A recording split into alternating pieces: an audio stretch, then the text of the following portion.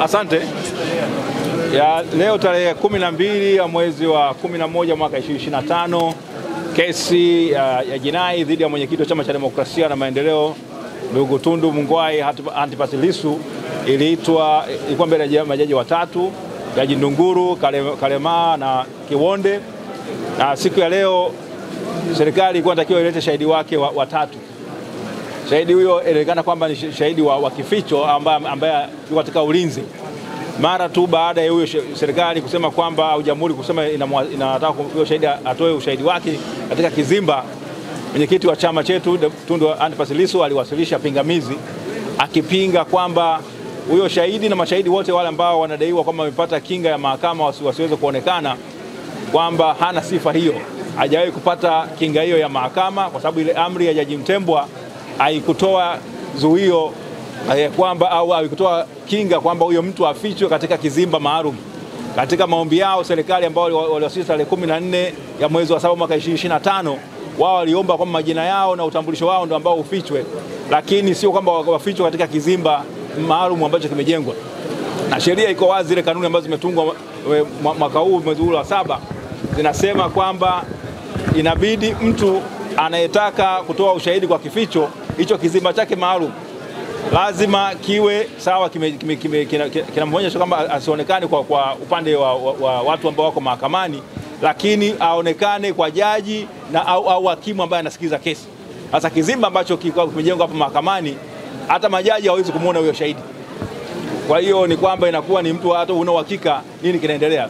Msingi mkubwa wa jaji kumuona shahidi au mtu anayetoa ushahidi kwa kificho ni kwamba wao waweze kujua ni nani na waweze kuhakikisha kwamba jeje anavokaa pale mahakamani kuaminika kwake kunakuwa kukoje. Kwa hiyo Lissu ameweza kupitisha mahakama katika sheria mbalimbali na jinsi ambavyo zile kanuni zimekiukwa, na msingi mkubwa wa zile kanuni bado, licha kwamba mtu wa shahidi anakuwa amefichwa, lazima ile haki ya kusikilizwa kwa ukamilifu au usawa mbele ya sheria izingatiwe, na kwamba haki ionekane inafanya inatendeka.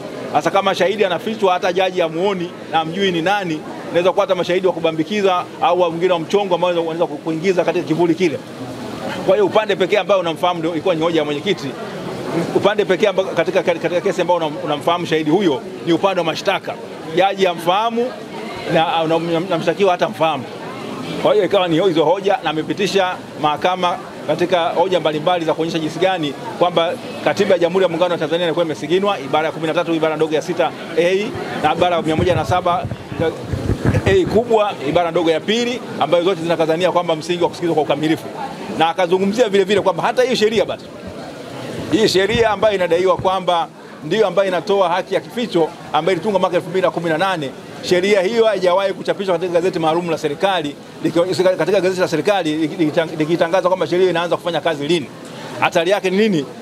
Mwenyekiti ameeleza kwamba watu wengi wameguswa sana na hiyo sheria ambayo haijawahi kuchapishwa kwenye gazeti la serikali. Ameonyesha kwamba kuna utafiti umefanyika Maktaba Kuu ya Tanzania, ofisi ya mwanasheria mkuu wa serikali, ofisi ya wakili mkuu wa serikali, ofisi ya mbalimbali za serikali ambazo nyaraka zinatakiwa zipelekwe. Inaonekana kwamba hiyo sheria haijawahi kuchapishwa na hakuna kumbukumbu ya gazeti la kuchapishwa au siku lini kwamba hiyo sheria inaanza kufanya kazi, imeshawahi kuwasilishwa katika hizo taasisi.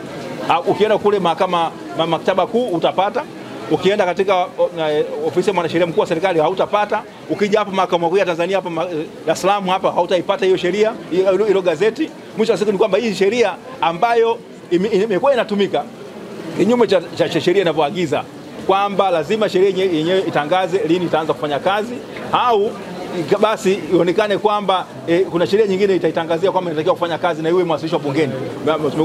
Watafiti wanasheria wamekwenda bungeni, wameangalia kule bungeni kuzile answers zote zinaonyesha kwamba hakuna siku hata moja katika vile vikao 6 mfululizo ambavyo vya bunge vya mwaka 2018 na 2019 ambayo sheria hiyo imeshawahi kuwasilishwa, na ilivyo kufanya nini kuonyesha kwamba serikali imetekeleza matakwa ya sheria ile ya utafsiri wa sheria ambayo inadai kwamba sheria ikichapishwa kupitia gazeti la serikali basi iwasilishwe bungeni. Hicho hakijafanyika.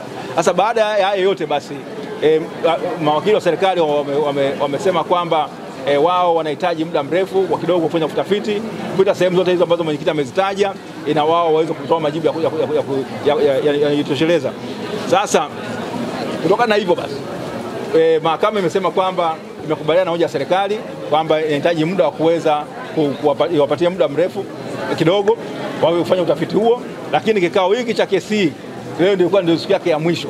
Kwa hiyo sasa inabidi tena ipangwe kikao kingine cha kuweza kusikia kesi hii ambacho ilikuwa ni rai ya mwenyekiti wa Chama cha Demokrasia na Maendeleo kwamba isiwe muda mrefu sana, kwa sababu mpaka leo ni siku yake 223 akiwa kule gerezani, na kama anavyosema yuko katika sehemu zile ambazo watu wamefanya nini, wamehukumiwa hukumu za kifo, kunyongwa. Kwa hiyo sasa ni hali hiyo ambayo imejitokeza. Kwa hiyo kesi hii imeahirishwa kwa muda kwa kwanza serikali wafanye utafiti wao, lakini kubwa zaidi msajili wa mahakama kuu apange tarehe nyingine ya kesi itakapoendelea. Lakini tahadhari ambayo napenda kuifahamisha watu ndiko kwamba mwaka wa mahakama unafikia mwisho tarehe 15 mwezi wa 12 mwezi ujao maana yake hiyo. Kwa hiyo basi ilikuwa ni kwamba tungetegemea kwamba itapangwa haraka zaidi katika muda uliobakia, kwamba kesi hii ndani ya mwezi mmoja basi iweze kupangwa na kesi iweze kuendelea, na mwisho wa siku tuweze kujua kama tuna sababu yote ile. Kama pingamizi la mwenyekiti likubalika ni kwamba kesi imekufa, kwa sababu wale mashahidi kama ukataliwa wale ambao hawana uficho, vingine vitabidi wawe mashahidi ambao watakuwa nini, hawana uficho, itabidi waonekane mbele ya mahakama. Sasa sijui kama serikali watakuwa tayari kuendelea na kesi ambayo hali yao itakuwa ni tete. Asanteni sana. Ili kuwa mwanafamilia bora wa Global TV, usisahau kusubscribe, like, kushare na kucomment. Baada ya kusubscribe, bonyeza alama ya kengele ili kupata taarifa kwa kila video inayopanda Global TV Online.